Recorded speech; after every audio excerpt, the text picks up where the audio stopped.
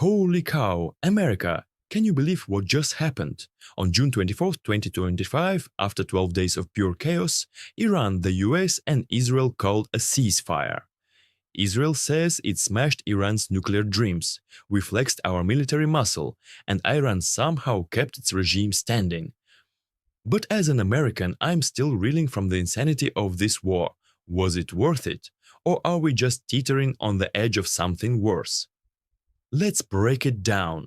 It all kicked off on June 13th when Israel launched surprise airstrikes on Iran's nuclear sites. Fordow, Natanz, you name it. They wanted to stop Iran from going nuclear, and we jumped in, hitting 3 key facilities on June 21st. Iran didn't back down, firing missiles at Israeli bases and even our Al Udeid base in Qatar. Over 600 dead in Iran, 28 in Israel, and oil prices spiking like crazy.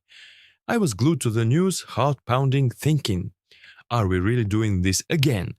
Then, on June 24th, Trump announced a ceasefire on Truth Social. I couldn't believe it. 12 days of hell and now peace. 3 things brought this madness to a halt. First, the world was freaking out. UN, Europe, everyone begged for peace to avoid a regional catastrophe. Second, Trump played dealmaker, calling Netanyahu and Iranian officials, with Qatar smoothing things over. He called it a shot at peace and prosperity. Third, the body count and destruction were too much.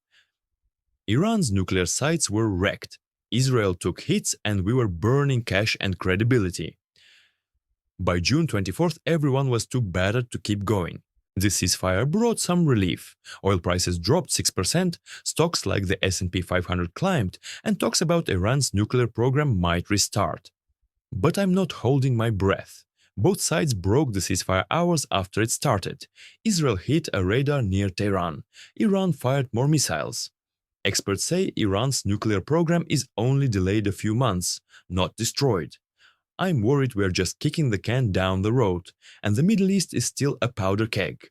As an American, I'm torn. The ceasefire is a breather, but we need Trump to keep pushing talks to stop Iran's nuclear ambitions and cool things down in Gaza. Saudi Arabia and Qatar could help, but Iran's proxies like Hezbollah might stir trouble again. I just want stability, not another war draining our wallets and soldiers. The world's watching, and I'm praying we don't screw this up.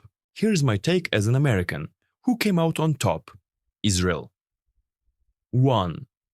Slowed Iran's nuclear program and took out key figures, boosting Netanyahu's image.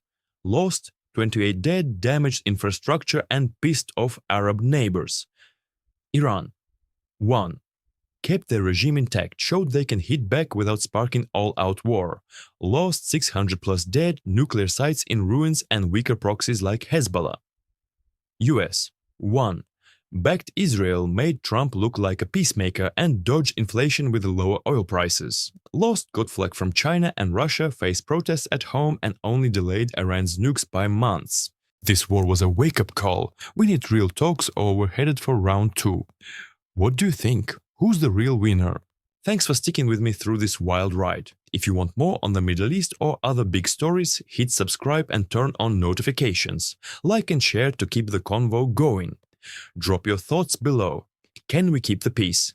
See you next time.